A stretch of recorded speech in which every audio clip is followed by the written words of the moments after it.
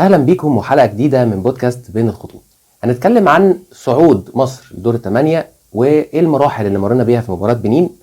بس قبل ما نتكلم لازم احسن واحد بيتوقع ماتشات اللي بعت لي امبارح وقال لي قلت ايه؟ نكسب ان شاء الله. قلت لك هنكسب 2 أو 3-0 بس جت 3-1. انا 3-0 دي بص ما رحت لهاش خالص. آه. يعني توقعت ان احنا 1-0 بالكتير، 2-1 بالعافيه كده يعني. بص، هو انا توقعت ان احنا نكسب بكده، بس ما توقعتش الماتش هيبقى بالصعوبه دي. مم. حقيقي يعني بص، هو انا كنت يعني عندي احساس ان طبيعي هيبقى صعب. الضغوط علينا احنا مش على بنين، فقلت هيبقى الماتش فيه شويه صعوبه، ولكن ما توقعتش انه هيطلع بالصعوبه دي. فقلت احنا ممكن يعني نخطف ونرتاح ونريح ونكسب 2-0 3-0. لكن بصراحه ما توقعتش ان احنا نروح ل 120 دقيقه دي خالص. خالص ما توقعتهاش والله. طب انت شفت الماتش ازاي؟ كان ماتش صعب قوي وكان فيه يعني ماتش عصيب. صعبناه على نفسنا. كنا مضغوطين بزياده، يعني جهاز فني ولاعيبه كانوا مضغوطين بزياده، وكان فيه توتر وكان فيه تحفز من الخوف سوري من الهزيمه. في خوف من الهزيمه، فبالتالي اللعيبه ما كانتش يعني تدي يعني مش ما بتديش كل اللي عندها، بس الخوف كان يعني مش عارفين يعملوا الطبيعي، محجمهم قوي يعني. فلذلك امبارح احنا ما كنتش مبسوط امبارح بالاداء بصراحه خالص يعني. بس الحمد لله ان احنا صعدنا، بس ده المهم. 100%. ده المهم. بس هو بالنسبه لي هو الماتش كان صعب ليه؟ في عوامل كتير، بس ماشي. واحد من اهم العوامل دي عشان وده ردا على بعض الناس اللي كانت بتقول لك، او اللي للاسف برضو اللي احنا كنا اتكلمنا الحلقه اللي فاتت عنهم، ان هم بيقيموا على مدار ال 90 دقيقه 100,000 يعني 100,000 تقييم. وفي ناس تانية يعني دول انضج شويه بيقيموا بالماتش. يعني النهارده حسام حسن فاشل، بكره حسام حسن ناجح. هو حسام حسن واخد نفس النمط او الرسم التكتيكي بتاع او اللي بدأوا من مباراه جنوب افريقيا. بس هي الفكره امبارح ان حسام حسن كان عنده افكار، يعني في اكتر من فكره. الفكره الاولى اللي هي انه ابراهيم عادل بيسقط ياخد المدافع معاه وينزل بيه لتحت في مراحل البناء عشان تخلق مساحه ما بين الباك وقلب الدفاع. فمين اللي بينطلق؟ محمد حمدي. ماشي. وركز بقى على المشكله دي عشان دي اول مشكله. دي اول مشكله عندنا، ان مين اللي بينطلق في المساحه؟ هو محمد حمدي اللي هو الوينج باك. فدي اول نقطه. بس النقطه الثانيه او اللي كانت بتخلي الموضوع ده يفشل هي بطء ايقاع منتخب مصر، ان الكره كانت تقيله قوي في رجل لعيبه، سواء الثلاثه بتوع وسط بتاع قلب الدفاع او حتى مروان عطيه. الحاجه الثانيه وانه محمد حمدي كان بيروح، انا هعمل عرضيه المفروض لمين؟ بالظبط محمد صلاح. بالظبط. طب محمد صلاح وسط التيران بتوع بنين، مع احترامي يعني غيلان، هم كل واحد فيهم اصلا محمد صلاح عند ركبه كل واحد. انا كنت قاعد خايف، انا كنت قاعد بتفرج خايف بالظبط. فدي اول نقطتين. انت فكره انت ايقاعك كان بطيء قوي، وايقاعك بطيء ليه؟ عشان برضو الناس تبقى فاهمه، لان انت مش موفر حلول. اللعيب بيمسك الكوره، انا بقعد ادور كتير قوي فبتاخر، فاللعيبه بتتمسك، فالمساحه بتتقفل، فالمساحه بتتفقس من الاخر يعني. الحاجه الثانيه وهي ان تريزيجيه كان بيسقط برضو كتير قوي لتحت عشان يخلق مساحه في عمق الملعب. ودي اصلا الفكره كلها مبنيه على دي، انه صلاح ينزل في المساحه هنا عشان يسحب الدفاع، فتتخلق مساحه في ظهرهم فتتمرر لمرموش او صلاح بالتناوب. بس برضو بطء ايقاع منتخب مصر، مفيش حد بيقطع في المساحه. يعني امبارح كنت بلاقي صلاح بينزل مرموش ما بيقطعش، مرموش بينزل صلاح ما بيقطعش. طب ايه يا جماعه؟ ما احنا الراجل بيعمل اهو، بس في حاجه غلط في الملعب. هي طبعا الحاجه الغلط في الملعب دي مسؤول عنها حسام حسن كده كده اكيد، بس انت عملت فكره، بس كملها بقى. هي دي اللي كانت مخلياك شايف ان منتخب مصر مش قادر يتحكم في الجيم والماتش صعب قوي عليه. طب وجود ابراهيم عادل امبارح في التشكيل من بدايه الماتش في ماتش زي ده؟ بص، ابراهيم عادل انا بشوف ان هو يعني الماتش الاولاني ماتش انجولا هو اتظلم. حتى انت كنت قلت لي ايقاع بطيء وبيحتفظ بالكره كتير عشان ما كانش فيه حلول. بس انت في ماتش زي امبارح بنين بتلعب دفاع متاخر ومتكتله قوي، فما تحطش لعيب وينج. هو لعيب الوينج ده بيفرق ايه عن لعيب 10؟ ان لعيب الوينج ده مش بتاع مساحات ضيقه. ماشي. هو عايز يستلم على الخط، يجري مع المدافع في السرعه، او ياخده واحد ضد واحد ويكروته وشكرا. انما دخله في عمق الملعب في 3 4 5 لعيبه هيكتف. عشان كده ابراهيم عادل وتريزيجيه وزيزو ما بيبانوش في العمق. وعشان كده برضو يرجع لحته كنت بقول لك عليها، سيناريوهات حسام حسن، انه دايما في التحولات بيحصل ايه؟ زيزو وتريزيجيه بيتطرفوا. هم بيتطرفوا ليه؟ ما تخليهم في عمق الملعب عادي، بس عشان هم جودتهم هتبان على الطرف. فابراهيم عادل اتظلم ان هو ما اتحطش وينج، اتحط 8. بس حسيت امبارح وجوده في 8 كان في تريكه كده كانت اتكررت في الشوط الاول تحديدا اكتر من مره. يعني في كوره صلاح يعني هو بيعملها لصلاح، انا حسيته نازل امبارح عشان يوصل صلاح. يعني في اكتر من كوره، كورتين تقريبا او 3 كورات بتتسقط من ورا الدفاع، هو بيعملها له، وطبعا ولا مره اتظبطت خالص فيهم يعني. انت قلت اللي انا كنت عايز اقوله اصلا. انت ماشي. فكره ان هو التركايه كانت ايه؟ كانت ان ابراهيم عادل بيسقط تحت الخطوط وبيبدا يلعب الكرات الساقطه في ظهر ماشي. مين؟ في ظهر الدفاع. هو اصلا بنين كان بيلعب دفاع عالي؟ لا، كان بيلعب دفاع متاخر. جدا. فبالتالي كل الكرات الساقطه في ظهر الدفاع يا هتروح لحارس المرمى يا هتطلع ضربه مرمى. ده اللي حصل. فهنا بقى مدخلنا لنقطه مهمه جدا. هو حسام حسن اختار تشكيل صح من البدايه. انا بالنسبه لي كنت بشيد قد ايه بحسام حسن في مباراه جنوب افريقيا، وبشيد بيه برضو بالمناسبه في مباراه انجولا، لاني شفت ان هو قرا الجيم. هو انجولا كده كده ما تقراش، هو انجولا كان بيحضر لحاجه معينه او كان راسم حاجه معينه. بس انت بنين امبارح واضح ان انت ما قريتهاش خالص او ما كنتش مركز معاه. ليه بقى؟ هقول لك ليه. بنين اولا بتلعب دفاع متاخر، تمام. لو بلوك، اللي هو في الكوره بيسموه لو بلوك، يعني راجع على حدود منطقه جزائه، فمفيش مساحه في ظهره. ثانيا متكتلين، فانت تقوم حاطط صلاح ومرموش في عمق الملعب. هم صلاح ومرموش بتوع الخناقات دي، صلاح ومرموش بتوع مساحات. ماشي. سواء على الاطراف او حتى في عمق الملعب. في مباراه جنوب افريقيا عشان جنوب افريقيا كان بيهاجمك، فكان بيطلع الدفاع بتاعه، فانت كنت عارف تخلق مساحات في ظهره. عشان كده صلاح ومرموش وتريزيجيه وزيزو ظهروا بجوده كويسه. تمام. انما في مباراه امبارح انت بتلعب دفاع متاخر، بتلعب مضيق المساحات قوي، بيلعب كومباكت، فبالتالي هو كومباكت طولي وعرضي، يعني انت قافل عرض الملعب كويس جدا وقافل عمق الملعب كويس جدا، فبالتالي انت كنت مخنوق. فهتلعب كرات في ظهرهم ازاي؟ مفيش. طيب يبقى احنا كده من البدايه بقى، من بدايه التشكيل. اول ما شفت كده التشكيل بتاعنا وشفت ان صلاح ومرموش هيعتمد عليهم كمهاجمين، كنت من وجهه نظرك شايف ان ده الصح؟ انت خلاص انا فهمت ان ده مش صح. طيب كان ايه الصح؟ انا ضربت كف على كف. انا اول ما قريت التشكيل قلت يا دين النبي ليه؟ انا كنت متوقع حاجه. انا كنت متوقع ان مصطفى محمد يبقى موجود جنب واحد من الاثنين، والتاني هيستخدم استخدام تاني. يعني انت عايز تحط صلاح مثلا كمهاجم جنب مصطفى محمد، ما عنديش مشكله. مرموش كده كده هيبقى في الملعب، فمرموش ممكن هو اللي يبقى يعني مش 8 بس وينج 10 مثلا. ليه بقى بقول مصطفى محمد؟ انت ردا على نفس الجمله اللي انا كنت لسه قايلها، بنين بيلعب دفاع متاخر وبيلعب كومباكت، فالخناقه دي عايزه واحد قوي، واحد عصب من الاخر. فمصطفى محمد هو اللي كان هياخد لك الكور دي، هو اللي كان هيقدر يشتغل في المساحات الضيقه دي، مش عشان كورته حلوه بس عشان هو بيعرف يقف على كورته. لعيب بيقدر ياخد الكرات العاليه والصراعات الهوائيه. فكان هو مصطفى محمد ضروري يبقى موجود، وحط اي وينجين. يعني عايز تخرج صلاح ومرموش، نزل مكانهم زيزو وابراهيم عادل، مش هتفرق مع اختلاف الجوده. بس انا بتكلم دلوقتي على فكره لازم يبقى مصطفى محمد موجود في الدفاعات المتكتله، بيلعبوا له بلوك. فانت هتبدا تفتح اطراف الملعب ويبقى عندك حل جوه منطقه الجزاء. هي دي كل الفكره ببساطه. اللعيب بالمناسبه برضه عشان ردا على بعض الناس اللي بتقول لك 3-4-3 يا جماعه، على فكره المسميات دي بجد انتهت. هي المسميات دي والله يا جماعه هي مجرد ادوار. 3-4-3 انا ممكن ابقى بطلع نار من بقي. ولو تسمح لي يعني اخش في حته كده. ماشي. جنوب افريقيا حد يختلف على جوده الفرقه دي؟ لا. برغم ان هم خرجوا، وده برضو حاجه من الحاجات اللي ما عجبتنيش في الاراء، انه جنوب افريقيا قبل الماتش ب3 ثواني دي اعظم فرقه، دي فرقه خطيره، دي مرشحه اول ما خسرت من الكاميرون. ايه يا عم الفرقه دي؟ لا بس لعبت ماتش حلو قوي لعبت ماتش كويس جدا جدا. انت عارف جنوب افريقيا الرسم التكتيكي بتاعها ايه؟ 4-3-3. في مراحل بناء اللعب بيتحولوا ل 3-2-4-1. يعني في 3 اهو. في مراحل الدفاعيه بيتحولوا ل 5-2-3 او 5-3-2. تمام. ازاي يا ريس؟ لعيب وسط ملعب زي حمدي فتحي كده بينزل بين قلبين الدفاع.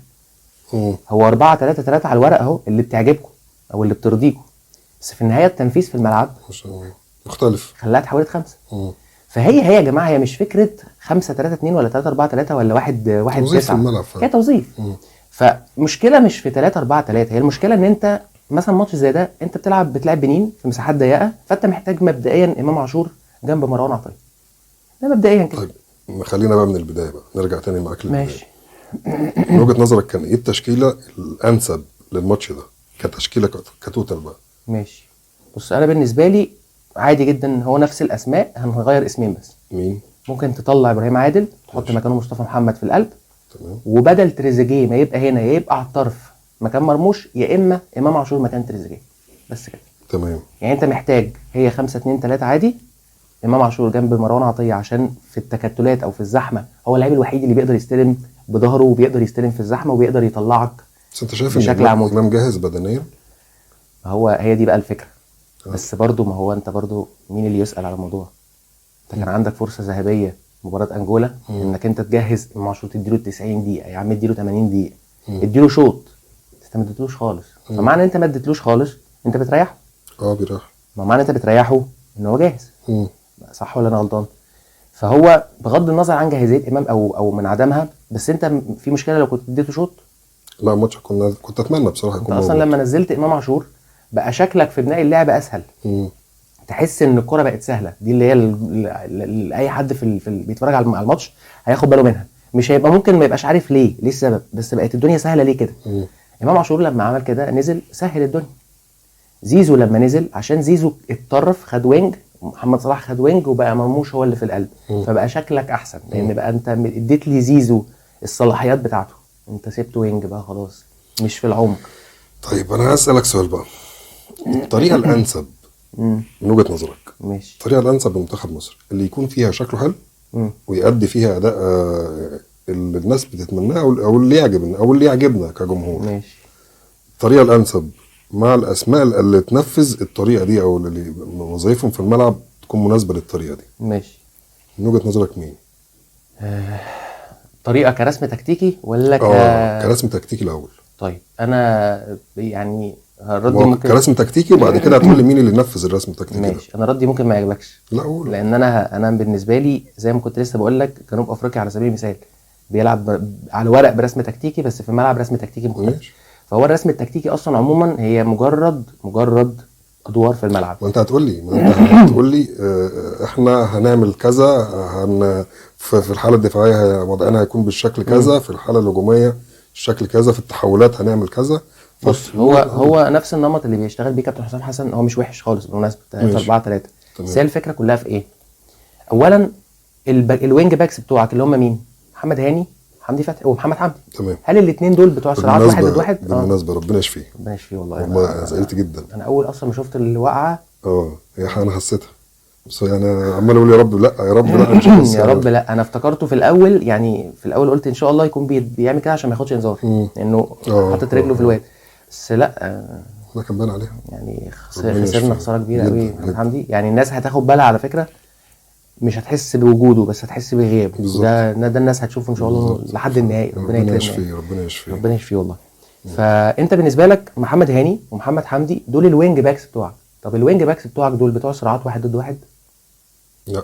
الاجابه لا. يبقى انت هنا محتاج يا تاخد الريسك وتفك بقى الدنيا وتحط زيزو مثلا في اليمين وتحط في الشمال تريزيجيه. انت قلت حاجه دلوقتي، انا اصلا كنت هسالك السؤال ده. والله العظيم اقسم بالله. في دلوقتي توظيف زيزو. ماشي. توظيف زيزو من وجهه نظري بشوف كده، وفي ناس كتير يعني في ناس شافت نفس اللي انا وجهه النظر دي، فانا عايز اخد رايك فيها. ماشي. هل زيزو الانسب ليه يلعب باك يمين ولا لا؟ بص هو زيزو لعبه على الطرف. زيزو ما تدخلوش في العمق، او ممكن تلعبه في العمق بس مع نوعيه فرق اللي هي مين؟ لا بكلمك باك يمين.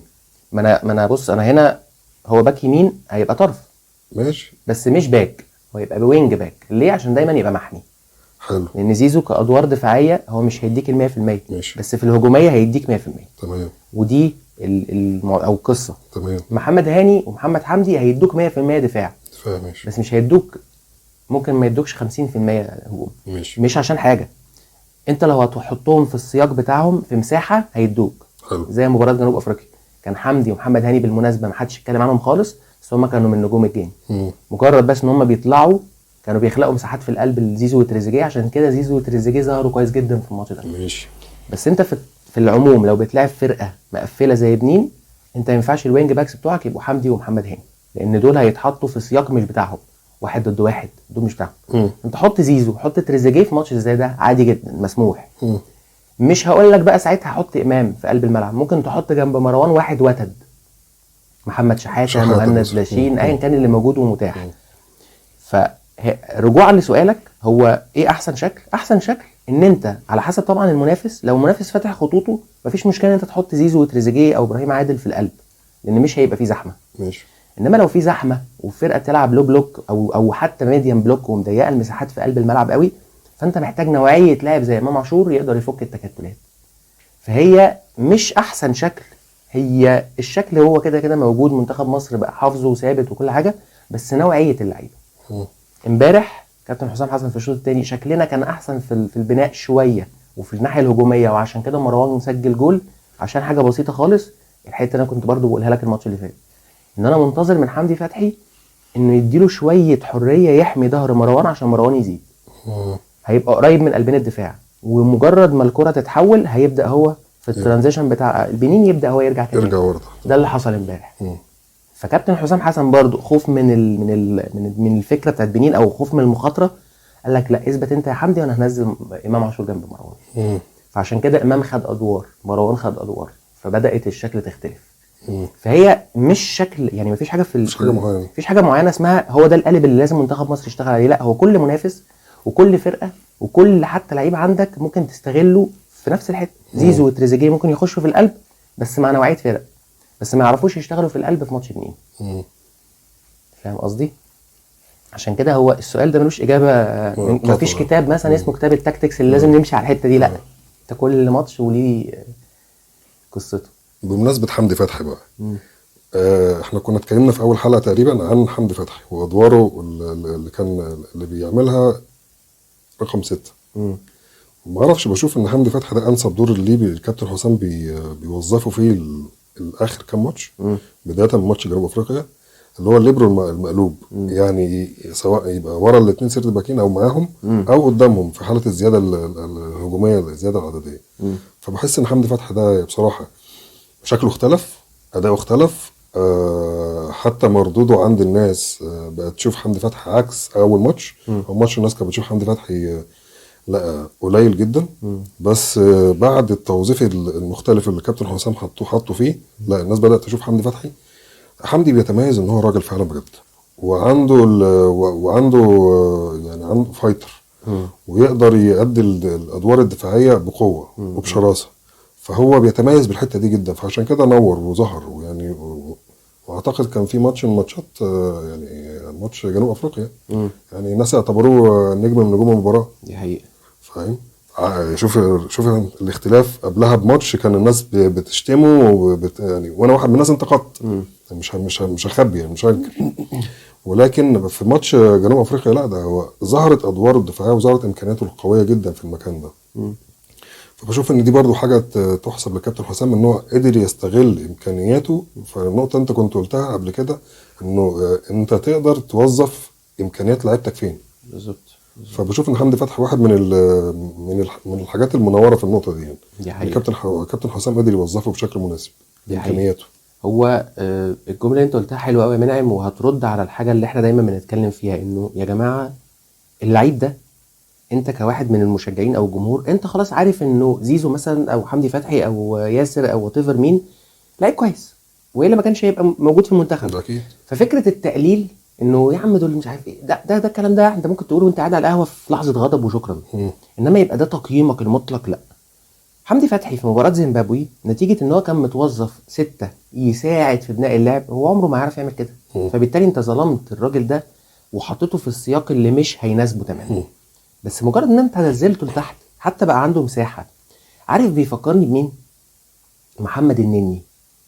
هو محمد النني يا جماعه اللي انتوا كلكم بتقولوا عليه وحش، ازاي لعب في ارسنال؟ لا سنين طويله يعني لعب في ده كان ده بقى من كباتن ارسنال، لعب 8 سنين.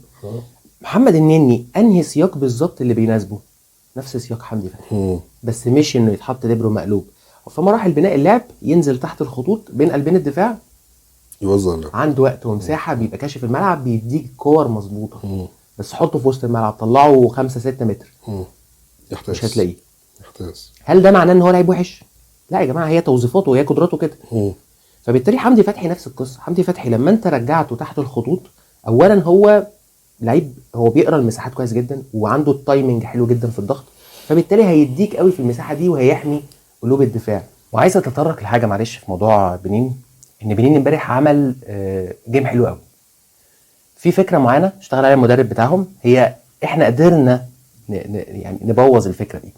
الفكره هي ايه؟ انه انت في مباراه جنوب افريقيا وانجولا كنت بتجبر الفرقتين دول ان هم يلعبوا على الاطراف، فهم قروا الفكره، فبقى توجيه الضغط بتاعك انت برضو بتقفل عمق الملعب، بتعزل وسط الملعب بتاع بنين عشان تجبرهم يخرجوا على الاطراف. مجرد ما يخرجوا على الاطراف بيبدا هاني وبيبدا حمدي يقفلوا على الباكين زي ما احنا متعودين. تمام. بس هنا الفكره بقى ان المدرب بتاعهم بقى بيلعب في المساحات اللي في ظهر هاني وفي ظهر محمد حمدي. فهنا بقى ياسر ابراهيم ورامي ربيعه اللي انا بشوفهم من نجوم الجيم، والناس اتكلمت عن ياسر بس ما اتكلموش عن رامي، لان رامي برغم ان رامي هو الاكثر في كل حاجه، اكتر في الالتحامات الهوائيه، في التدخلات الناجحه، في احتكاك الكوره، عمل ماتش حلو جدا اللي يعني ياسر تفوق عليه بس في حته الجول. بس ليه ياسر ابراهيم كان بيخرج دايما مع المهاجم وبيتفوق في الكرات العاليه، وكذلك الحل رامي ربيعه، حتى الكره اللي كان لمسها بايده دي عشان المعلم موجود ورا الناس بالظبط، عشان حمدي فتحي موجود ورا. وهنا بقى انت لازم تعلق على حته في حمدي فتحي، ان وجود حمدي فتحي في التشكيل بيديك امان. وده مش رومانسيه ولا دراما، هي دي حقيقه، بدليل ان انت كل المدربين اللي دخلوا منتخب مصر حمدي فتحي لازم يكون في التشكيل، لازم يكون اولا من ضمن الناس اللي بينضموا للقائمه، ولازم يكون اساسي، مش عشان هو ماسك عليهم حاجه، لا هو عشان الراجل دفاعا وتد في وسط الملعب، وشخصيته في الملعب بصراحه تقيله قوي، لعيب جد جدا ولعيب فايتر جدا زي ما انت قلت، مع التوظيف بتاعه الصح هيديك احسن شغل ممكن. دي حقيقه فعلا. فدي برضو حاجه تحسب يعني برضو الكابتن حسام، يعني ان هو يعني بيقدر ازاي يوظف اللعيبه يعني بتاعته يعني. طيب انت ايه رايك في الموقف بتاع الجمهور امبارح؟ انتوا لا وانتوا كابتن حسام بص هو كاركتر، كابتن حسام كاركتر يعني جوارديولا كاركتر، مورينيو كاركتر، ويعني كل شخصيه على الخط بيبقى ليها شكلها وطبعها ولونها، وهو كابتن حسام بصراحه الكاركتر بتاعه لايق عليه، يعني هو لايق عليه جدا اللي هو بيعمله كل اللي بيعمله. طبعا جمهور المغرب خلاص يعني الحاله الجميله الحبوبه بتاع دور المجموعات هتختفي طبعا يعني، لان احنا في الاول وفي الاخر احنا منافس يعني رخم جدا، هم ما يتمنوش يشوفوا وشنا في اي، طبعا احنا دورنا يعني لو هنتقابل في النهائي معاهم، يعني لو هم وصلوا النهائي احنا ان شاء الله كده هنوصل النهائي، لكن هم طبعا ما يتمنوش يشوفوا وشنا، هم عندهم يشوفوا السنغال لكن مصر لا. فطبيعي مش هيشجعك خلاص، الحاله الحالمه اللي احنا كنا عايشينها دي، حاله الود والمشاعر الطيبه في دور المجموعات دي هتنتهي وتختفي. هو ده امر طبيعي بصراحه، انا بشوفه طبيعي جدا يعني جدا. لا ينتقد عليه ولا ننتقص منهم لا. او اللي عملوه معانا الصراحه، لان في الاخر انت واحد من ضمن الثمانيه او السبعه المنافسين بتوعهم، وانت مش منافس عادي يعني، هو عنده يشجع السنغال وما يشجعش مصر دي كده وانا مقدر ده وافهم ده ليه، لان انا عارف ان انا كعب عالي وان انا كبير وان انا وقت الماتش بتاعي معاه لا هيواجه صعوبه ومش مش هيكسبني يعني، مش هيكسبني اصلا، هو عارف ان هو ما يقدرش يكسبني. احنا اخر بطولتين لما لعبنا المغرب 2019 و2021 تقريبا، احنا البطولتين واحده بتاعت كهربا والثانيه بتاعت تريزيجيه الجون الثاني، احنا تحولنا العقده للمغرب، فطبيعي جدا هو ما يشجعكش. انا طب اقول لك على حاجه يعني برضه عشان اخواتنا في المغرب ما يفهموش الكلام في حته او يزعلوا مننا ولا حاجه، بس انا هديك مثال بسيط خالص. انت مثلا مستني كوت ديفوار بوركينا، انت بتقول يا رب بوركينا اللي تكسب، ده طبيعي لانها اخف بالظبط. طب السنغال ومالي هتقول لك يا رب مالي اللي تكسب، طبعا بغض النظر عن ان دول كده كلهم افارقه في بعض، انت مش مهم يعني تشجع حد فيهم، بس انا عايز المنتخب بشجع دايما المنتخب يعني انت عايز الاقل عشان الامور تبقى سهله يعني. مع احترامي طبعا للجزائر، والله بنتمنى ان الجزائر تصعد وتوصل للنهائي كمان، بس الجزائر والكونغو انت اكيد تبقى عايز الكونغو عشان تقلل الدنيا شويه. على فكره ماتش الكونغو والجزائر ده ماتش نهائي، ده نهائي مبكر بصراحه ماتش قوي جدا وانا واحد من الناس اللي اتمنى الكونغو طبعا الجزائر في تيم بحب تيم الجزائر قوي، بس وتيم متكامل، وانا بس يمكن حراسه المرمى بس هي نقطه ضعف شويه عندهم، بس تيم الجزائر يخوف، فانا اتمنى لا ما اشوفوش ما يكملش، انا كنظري بتمنى انه ما يكملش يعني بالظبط. بس برضو تاني احنا بنتكلم هنا، مش بنتكلم عن عداوه ولا حاجه، لا هي الفكره كلها ان انت في بطوله مجمعه وانت خلاص وصلت لمرحله دي كوره، فعايز كل اللي حواليك يبقوا في الخفيف عشان تعرف يعني كلهم يبقوا بينين من الاخر يعني عشان تعرف تكمل يعني. بالظبط، ويا رب كلهم بنين يعني، احنا مش يعني حتى لو هم صعدوا يبقوا بس يعني يبقوا بنين. يبقوا وحشين في الماتش عادي. بالظبط. فلا ملهاش علاقه ملهاش علاقه، دي كوره يعني، في الاول وفي الاخر دي كوره، وكل فريق او كل منتخب يبقى عايز الفريق اللي يقدر يكسبه او مستوى اقل منه يعني. بس فمشاعرهم او امبارح تجاه مصر وكابتن حسام رد فعله، هم مشاعرهم طبيعيه ومتوقعه، وبصراحه انا اتوقعها جدا يعني. الكابتن حسام برضه اتوقع منه اي حاجه اتوقع منه اي حاجه، وهو راجل ما غلطش، هو راجل بيقول لك لا انا مصر. واتسال بالمناسبه في المؤتمر الصحفي امبارح بعد المباراه، برضه في صحفي مغربي ساله سؤال برضه فكره يعني، برضه بيحاول يصدر له الضغط او الاحراج. لما بيقول له انا مصر فقال له ايه المشكله؟ دي حقيقه انا مصر، فده امر طبيعي، انا منتخب كبير وبلد كبيره فلازم اقول انا مصر. لا زي ما انت بتقول انت انا المغرب، ولان المغرب فريق كبير فريق قوي، فانا بقول انا مصر لان انا فريق قوي وعندي تاريخ كبير في البطوله، فدي حاجه ما تقللش منه ولا ما تعبنيش يعني. بالظبط. الجمله اللي انت قلتها دلوقتي دي هتخلينا اخش في حته كده تانية. صلاح، تصريح محمد صلاح اللي اثار الجدل وعمل حاله، انا بصراحه ربنا مش هكدب عليك يا منعم يعني لو تسمح لي اتكلم في الحته دي بس. اتفضل بيتك ومطرحك. انا بشوف انه قبل ما اتكلم عن رايي في تصريح محمد صلاح، انا بشوف ان احنا مؤخرا بقينا بنستكتر نفرح. دي حقيقه يعني احنا امبارح كسبانين ورقم يعني بسكور كبير بغض النظر عن انه اتاخر او جه بدري او محمد صلاح جايب جول حلو جدا.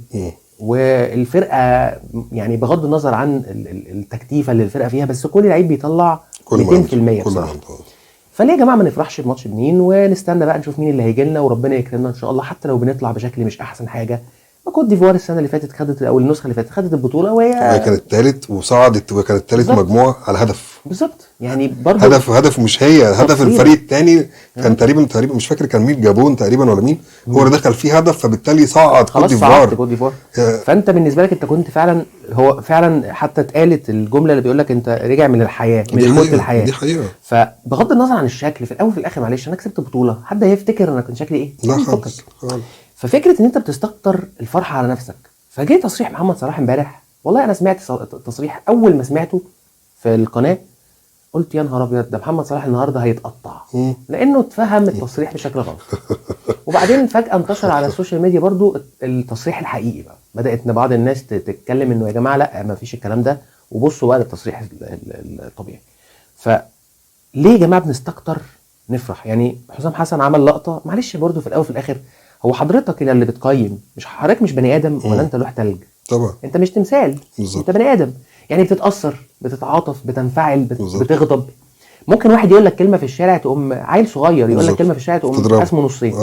فما بالك دول شويه جماهير وهو مضغوط وبتاع، فخلاص مشي الدنيا. هو ما غلطش هو مش حاجه، انتوا لا انتوا مش هتاكلوا معايا بس انتوا هجيب لكم يعني مشي الدنيا، خدها بإفيه وهزر ومشي. فانت شفت ازاي تصريح صلاح؟ تصريح صلاح انا بشوفه بصراحه ذكي جدا حقيقي بجد والله يعني، ما وعارف ان هو هيتقطع عليه، عارف صلاح تحديدا يعني اللي هو، وكمان بتقول صباح الخير. ايوه والله وكمان بتقول صباح الخير، فده صلاح. فانا اي حاجه صلاح يعملها انا عارف انه بص هتتاخد في حته تانية خالص وهيتقطع عليها يعني. بالاضافه كمان عندنا المواقع بتاعتنا ما شاء الله عليها، عارف انت الريتش وحاجات دي وبتاع، فبتلوي معنى الكلام علشان خاطر زياده التفاعل، فبتصب في مصلحه الاخوه الاعداء اللي هنا متصيدين لصلاح. والله. فصلاح بشوف انه تصريحه ذكي جدا حقيقي بجد، يعني بالنسبه لي بينم عن نضج رهيب، انه هو الراجل بيشيل الضغط من على الفريق كله، من على زمايله، بيوجه الضغط اعلام اتجاه الفرقه الثانيه المنافسه. بالعكس بشوف يعني التصريح بتاع صلاح ده امبارح يعني استحضرني تصريح الكابتن محمود الجوهري في 98 لما طلع في مؤتمر صحفي فبيسالوه رايح طموحاتك ايه في البطوله، قال لهم انا راح اخد مركز 13 في حين انه كان بينه وبين اللعيبه في غرف خلع الملابس كان واخد معاه شنطه وهو مسافر من مصر، بيقول لهم الشنطه دي اللي هنجيب فيها كاس البطوله. فالكلام اللي بيتصدر الاعلام شيء، ولان دي حرب اعلاميه يعني، دي حرب اعلاميه مش اي حد بصراحه يفهمها يعني، ليها لعيبتها، وصلاح واحد من اللعيبه. فهو صدر الضغط، وجه الضغط للفرق المنافس، وبيشيل الضغط من على صلاح. استحاله يقلل من زمايله، استحاله يقلل من جهازه الفني. صلاح اكتر واحد في اللعيبه عايز البطوله بالظبط. مش فهو هلعب انا على نفسيه زمايلي خالص. يعني ما عارف انت معلم. هو الفكره في ايه يا منعم؟ انه لو كل واحد بيشوف بوست على السوشيال ميديا فكر 5 ثواني بس، 5 ثواني قبل ما يقول رايه او قبل ما ينتهج الراي ده او يجبر ما انا صح او يتشد في السكه دي. انا هديك مثال صغير مش عارف هتبقى متذكره والناس تبقى متذكراه ولا لا. في بدايه الموسم في الدوري الانجليزي محمد صلاح اتسال هل ليفربول مرشح للقب؟ ارسنال رد قال لهم لا، ارسنال.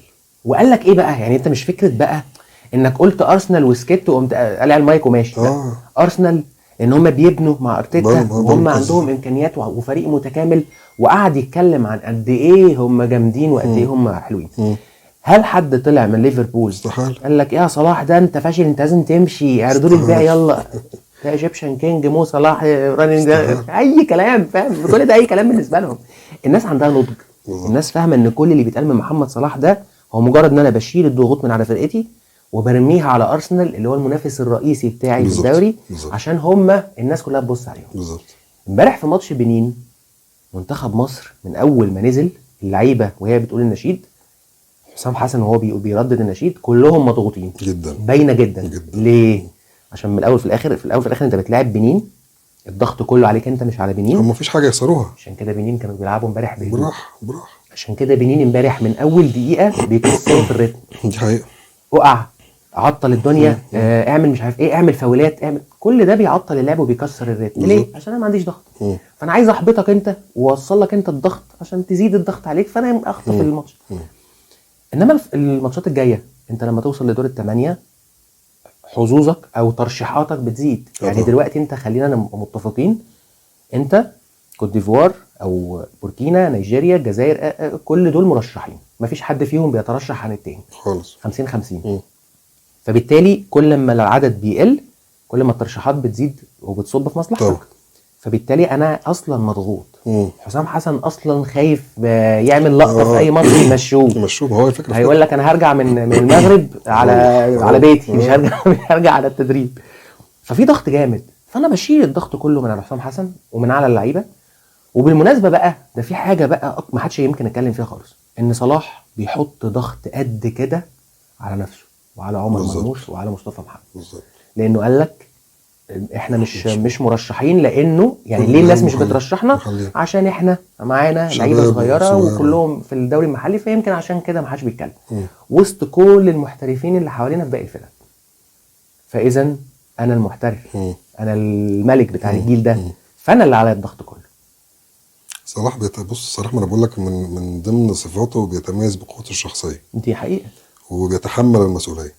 وهو فعلا انا شفته امبارح، هو عارف انت بيقول لزمايله عنكم انتوا اخد انا الضرب ده بدلكم. مش مشكله، انا كده بتضرب. خد بالك برضه عملها في 2021 لما صعدنا نهائي. كان عامل مؤتمر صحفي برضه لما طلع اتكلم، هو برضه شال الضغط من على كل الفريق. وقتها كان قبل ماتش كوت ديفوار، قبل دور الثمانية تقريبا، عمل مؤتمر صحفي برضه من المؤتمرات الصحفيه كانت الفارقه جدا في البطوله دي. هي تقريبا هي اللي وصلتنا النهائي، المؤتمر الصحفي ده. عشان كده بقول لك الحرب الاعلاميه المؤتمرات الصحفيه لازم بتتقال، ملاش حل. هو مدرب بنين على فكره حط كل الضغط علينا برضه. بالظبط. قاعد يقول لك ده عندهم اسامي وعندهم انما احنا غلابه، احنا ما عندناش بنتبسطوا بالفريق، احنا ما عندناش يا باشا. عمل كل الحوارات دي كلها عشان في الاخر الاعلام كله يقول لك ايه؟ مصر. انا هقول لك على لقطه بخصوص صلاح. هو محمد صلاح ما حضرش ولا مؤتمر ما قبل مباراه في البطوله دي. مين اللي بيحضر؟ تريزيجيه، لعيب محلي. ايوه طبعا لعيب محلي. صح ولا ايه؟ ما احنا هنتكلم بنفس التون بتاعكم ونفس الطريقه بتاعتكم. ده لعيب محلي، هو كان محترف وكل حاجه، بس دلوقتي بيلعب في الاهلي المصري وفي منتخب مصر، يعني لعيب محلي. طب ليه مش عمر مرموش مثلا؟ ليه مش مصطفى محمد؟ هو الراجل ده عارف كويس جدا ان انا لو طلعت في مؤتمر صحفي الكلام هيتحول من منتخب مصر لصلاح وعلاقته بسلوت وعلاقته بليفربول والمشكله وهتروح فين وهتيجي منين والعروض الدوري السعودي وغيره. فانا احول الحوار ليا ولا الموضوع يصب في مصلحه منتخب مصر، يبقى كابتن حسام حسن وجنبيه واحد من كباتن الفرقه اللي هو تريزيجيه اللعيب المحلي. والشناوي ظهر في خش انت. احد المؤتمرات الصحفيه، بس ده كان بعد المباراه لما خد رجل المباراه اللي هو كان تقريبا ماتش جنوب افريقيا. بس اقصد ان دايما في المؤتمر ما قبل المباراه اللي بيتكلم هو تريزيجيه. ومع احترامي هو تريزيجيه مش من الناس اللابقه يعني في الكلام، هو برضو غلبان على قده يعني، بس هو محلي. بالظبط. طب ما انت سبت الراجل المحلي هو يا ريس. ف5 ثواني نفكر. لا هو انا بقول لك هو في بس الفئه الضاله اللي عايشه وسطنا، هم ما يهمهمش اي حاجه غير ان هم يكسروا في صلاح ويكسروا في الفريق وفي التيم. فلا هم مش فارق معاهم حاجه، سواء صلاح قال كده او قال كده هم هيحوروا الكلام. طبعا ده بالاضافه طبعا للمواقع الصحفيه بتاعتنا الالكترونيه، يعني هي كده كده يعني طول عمرها في اي اخبار عموما يعني مالهاش علاقه بالرياضه كمان بيلووا معنى الكلام علشان خاطر زياده التفاعل والريتش قبل الحذف. صلاح عمل بالظبط ايه مع لعيبه المنتخب. بالظبط فاهم اللي هو كده اللي هو صلاح فاهم في وضع مش عارف ايه اي حاجه والله اي حاجه سافله عشان خاطر يشد الناس. احنا بجد احنا ربنا يعيننا على السوشيال ميديا، وفي ناس لسه لحد دلوقتي متمسكين برضو بمبدا انه ايه انا هفكر وهاخد القرار من نابع من جوايا مش هيتم توجيهي. فرساله بس للناس يعني انه احنا ايه يعني السوشيال ميديا ما قبل السوشيال ميديا احنا كان عندنا مخ وعقل وبنفكر، وعلى فكره حتى كنا بنعرف نختار الفاظنا وكلامنا. دي حقيقه. انما مؤخرا السوشيال ميديا غيبتنا لدرجه ان احنا والله العظيم انا بقيت بقعد مع ناس بتجمعني بيهم صداقه يعني، بس بقالي كتير قوي ما شفتهمش. اجي اشوفهم الاقي ايه ده انتوا اختلفتوا ازاي كده يا جماعه؟ انت ايه اللي جرالك؟ انتوا بقيتوا تعرفوا تتكلموا يعني. كانوا ناس بتفهم وبتفكر وبتقرا وعندها وعي وبتاع، دلوقتي لا. فلازم الناس تاخد بالها لان احنا فعلا والله احنا وصلنا للقعر. ربنا يستر يعني ربنا يستر ربنا يستر. بس ان شاء الله باذن الله يعني تتمنى مين؟ تتمنى نقابل مين؟ كوت ديفوار ولا بوركينا فاسو؟ اقول لك حاجه، انا ما بخافش على منتخب مصر من الفئه دي. يعني بقى سواء كوت ديفوار بوركينا فاسو مالي السنغال، انا ما بخافش على مصر لان الماتش ده بيبقى انت بتعرف تدوب الفوارق. لان انت برضو كبير يعني يا جماعه، لازم الناس تاخد بالها والله من دي. ومش معنى ان انت لا قدر الله يعني هتخسر يبقى انت وحش، لا عادي، دي تفاصيل ماتش. انت بالنسبه لك تشكيلتك وتركيبتك ونوعيه اللعيبه اللي عندك هتنفع مع الماتشات اللي فيها جيم مفتوح. انما الجيم المقفول واللو بلوك والحاجات دي كلها مش هتناسبك. بدليل انه ماتش جنوب افريقيا انت ما عانيتش حتى دفاعيا على فكره. هم وصلوا عليك طول ال 90 دقيقه كورتين مش كتير، انما انت خلقت فرص كتير. عانيت قدام زيمبابوي شويه وقدام بنين كتير. بالظبط. فلاحظ كده وهتلاقي ان الفرق الصغيره دي هي اللي بتجرك، مش انت اللي يعني. لو انت بتلعب السنغال فالماتش رايح جاي هتلاقي الجيم حلو وسخن. والله ما خايف من الماتش من الفرقه دي، انا مش خايف منهم. فعشان كده انا بالنسبه لي على فكره برضو ملحوظه يعني، هي بوركينا وحشه يا جماعه؟ لا طبعا. ده بوركينا، ده الجزائر لا طبعا اللي هي بتلعب احسن كوره وفريق منظم وهو متكامل ما شاء الله عليهم يعني، لعبوا تحت الكوره. لا فريق فاهم. احنا لعبناهم في تصفيات كاس عالم ماتشين. لا فريق احنا تعادلنا هناك وكسبنا هنا في القاهره. بس ما هو برضو خلي بالك من حاجه، مش هي نفس الفكره ونفس الاداء ونفس يعني انت كسبتهم في التصفيات بس ممكن ما تعرفش تكسبهم.